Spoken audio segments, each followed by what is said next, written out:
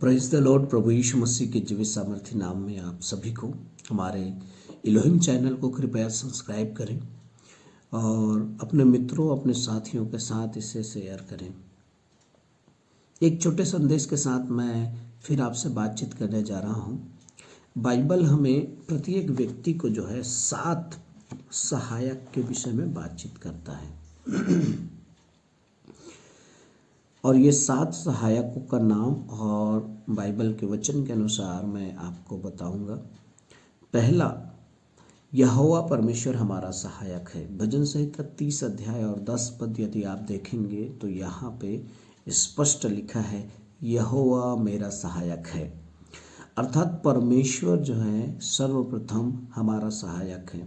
वो हमारा सृजनहार और सृष्टिकर्ता है और सदा सर्वदा हमारे साथ रहने का प्रतिज्ञा करता है। दूसरा, यीशु मसीह भी हमारा सहायक है, क्योंकि मत्ती रचित सुसमाचार 28 अध्याय 20 पद और इब्रानियों 5 अध्याय 13 पद के अनुसार प्रभु यीशु मसीह अपने लोगों को कभी भी अकेला छोड़ता नहीं, उनके साथ रहने का वायदा करता है और जगत के अंत तक उनकी सहायता करने की बात करता है।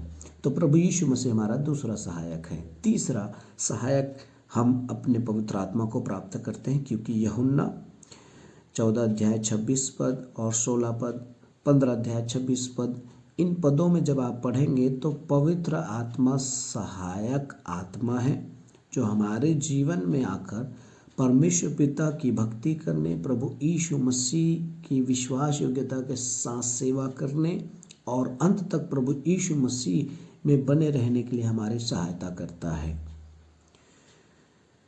तीसरा सहायक, एक पुरुष है तो उसकी पत्नी उसकी सबसे बड़ी सहायक है।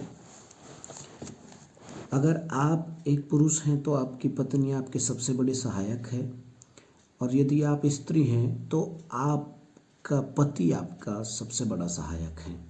पिता परमेश्वर, पुत्र प्रभु यीशु मसीह और पवित्र आत्मा के पश्चात आपका पति या आपके पत्नी जो है आपके जीवन का सबसे बड़ा सहायक है। बाइबल के वचन यदि आप देखेंगे उत्पत्ति 2 के 18, तो यहाँ पे स्पष्ट लिखा हुआ है कि परमेश्वर ने कहा कि मैं आदम के लिए एक ऐसा सहायक बनाऊंगा जो उसके लिए मेल खाए। तो प्रियो, अगर पत्नी पति का सहायक है तो पति भी अपनी पत्नी का पूर्ण रूप से सहायक है।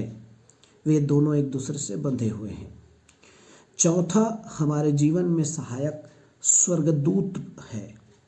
इब्रानियों 1 अध्याय 14 पर जब आप पढ़ते हैं तो वहाँ पे लिखा है कि स्वर्गदूतों को हमारी सहायता के लिए परमेश्वर ने नियुक्त किया है।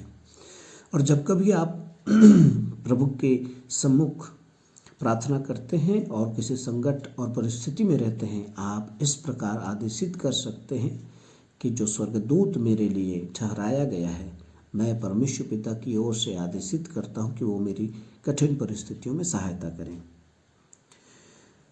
छठवां सहायक, हर एक पासबान जो है अकेला सेवा नहीं कर सकता, हर एक व्यक्ति जो है अकेला कुछ काम नहीं कर सकता, तो उसके लिए साथी सेवकों की सहायता बहुत ही आवश्यक है। यदि पतरस के विषय में आप लोग देखें, प्रेरितों का काम 1 अध्याय 15 पद, 2 अध्याय 14 पद, तो पतरस अकेला 3000 लोगों को बपतिस्मा नहीं दिया था। पतरस अकेला खड़ा होकर प्रचार नहीं किया था, उसके साथ ही सभी पासबान खड़े होकर या सभी प्रेरित खड़े होकर उन्होंने सेवकाई किया था, प्रचार किया था, बैप्टिज्म दिया था। तो आप याद रखिए कि एक पासबान या एक सेवक जो सेवा करता है, उसके साथी सेवक उसके सहायक हैं। और लास्ट और अंतिम, बाइबल इस बात को पुष्टि करता है, यिर्मयाह 31 अध्याय 22 और 23 पद के अनुसार कि अंत के दिनों में परमेश्वर एक नई सृष्टि का निर्माण करेगा जिसमें स्त्री जो है पुरुष की सहायता करेगा। हो सकता है पिछले दिनों में या पिछले कालों में, वर्षों में जो है स्त्री को एक छोटा समझकर या उनके साथ दुर्व्यवहार या उन्हें एक कैद के समान रखा गया हो, लेकिन बाइबल इस बात की पुष्टि की थी कि अंत के दिनों में परमेश्वर स्त्रियों को जो है एक बड़े सामर्थ के साथ लोगों के लिए इस्तेमाल करेंगे। और आज ये हो रहा है। आज स्त्रियां जो हैं फौजी बन रहे हैं, ड्राइवर बन रहे हैं, हर प्रकार के जॉब कर रहे हैं, अपने परिवार की सहायता कर रहे हैं, पति की सहायता कर रहे हैं, अपने मित्रों की सहायता कर रहे हैं और देश में भी उनका सबसे बड़ा योगदान है। यहाँ तक कि देशों में राष्ट्रपति, प्रधानमंत्री भी बन रहे हैं।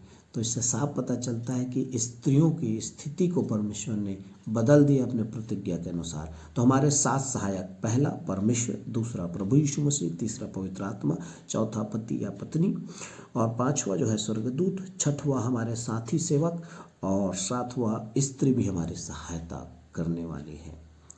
परमेश्वर आप सभी को बहुत ऐसे आशीष दे और ये संदेश मैं विश्वास करता हूँ आपके लिए आशीष में रहेगी।